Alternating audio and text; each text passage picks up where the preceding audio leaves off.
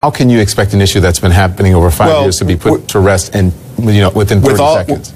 With all due respect, with the mayor's last question, first off, the American people should be offended on the failed policies that's been taking place in Flint. I had family, Don, who lost everything with jobs being pushed out of Flint. We're talking about the birther issue. And, well, but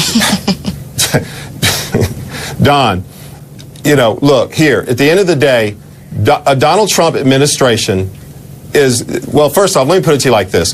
The deal is that everyone's all emotional. They know that we're surging in our polls. They know we're doing well. This last-ditch effort to throw this theory out here to scare the black voters away is not going to work. So this is a ploy.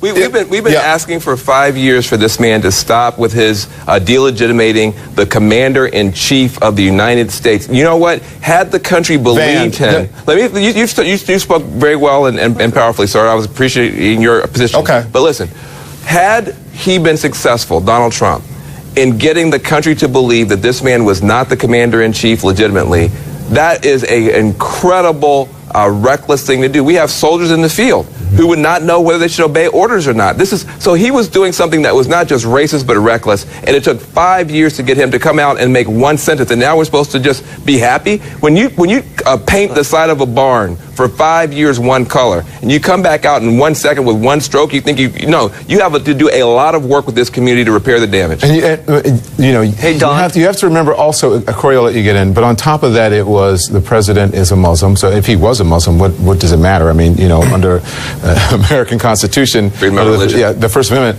you can run for president if you're a Muslim, if you're Catholic, if you're Baptist, it doesn't matter. And then also saying if he releases his college transcripts, this all went hand in hand, then I will give money to a foundation and I'll release all of this. And Corey, you said that he put this to rest, okay? So I'm wondering how this is putting this to rest. Let's put this up.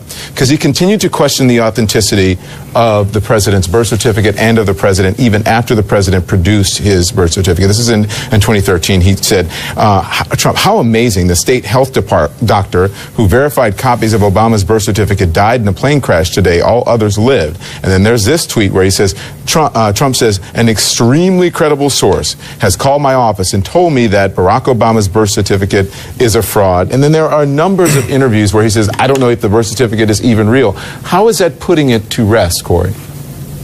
Look, Don, look, he was very public today and said that Barack Obama was born in the United States. And what no one is remembering is that in 2008, did he get some special evidence today that negates the birth certificate is authentic all of a sudden? He didn't share that.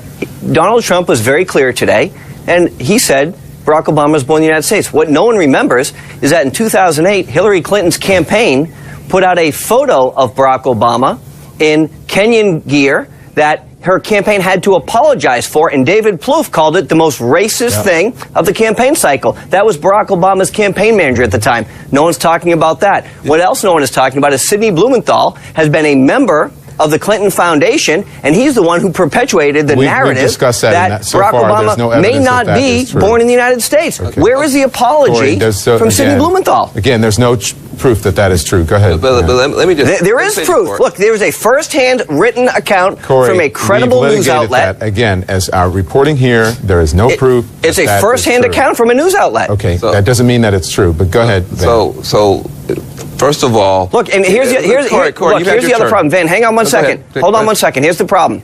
The LA Times poll that came out today, Donald Trump is getting 19% of the African-American vote. You know what that means? It means the African-American community, which right now, 26%... Again, that is not a CNN poll. That is not a CNN poll. I said the LA Times. I didn't say it was a CNN poll. I said the LA Times poll that came out today shows that Donald Trump is getting 19% of the African American vote. What it also shows very clearly, the government statistics show that 26.1% of the African Americans in this country live in poverty. And there are 4 million more African Americans on food stamps today than there were when Barack Obama took office. That poll does not meet the CNN standards. But go ahead, Ben. And Corey, you're a professional, and you know better than to take one outlier poll and pretend that somebody in your position especially knows shows that you got to look at the average, and the averages show that Trump is doing historically awful when it comes to African Americans, and there's a reason for it. That's not true. The Trafalgar poll in South Carolina this week showed that Donald Trump is 25%. Corey, let him finish. Are you the host? Can I actually talk now? When you get your show, you can keep talking. I'm telling you, you're wrong.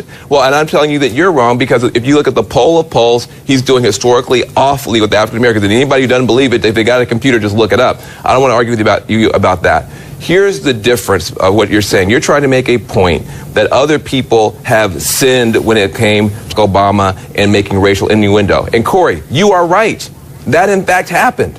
But it happened a long time ago, and they stopped. They didn't do it repeatedly. They didn't do it over and over and over again for years. They didn't till the soil. When was the last time Donald Trump raised this issue? Well, hold on. Well, I'll tell you. After the president in 2011 put it to bed, as late as 2014, he was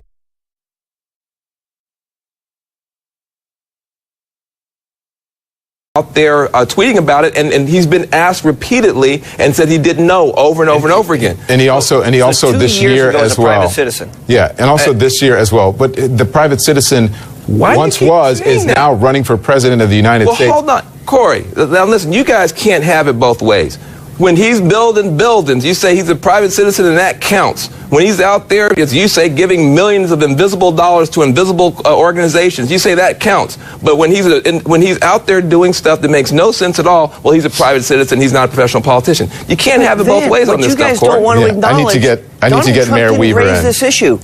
That's the point. Donald Trump never raised this issue. This was raised by the Clinton surrogate. What? That's who raised this issue. Corey, that is patently false. I mean, come on. It's not false. Yes, it's absolutely not false. He is the one who carried it. And it was raised in 2008. I sent investigators to Hawaii. I sent investigators to Africa. You wouldn't believe the stuff that I'm finding out. I don't know if the birth certificate. People who still believe the birth certificate is not false. I'm still not sure it's an accurate birth certificate. Mayor Weaver, is there anything that can be done to fix this at this point? Well, you know what, it's interesting. The other thing that happened, just look at what happened in Flint a couple of days ago when he came to the church, and what happened with the pastor that was there. You know, this lady stood up to him and said that you are here to thank the people that have been handing out this water all of this time, and instead he chose to attack her for that and say that she was a nervous mess. But she was the same lady, the same pastor that stood up and stopped the crowd from heckling and said be respectful, but he didn't say anything about that. So we see it again.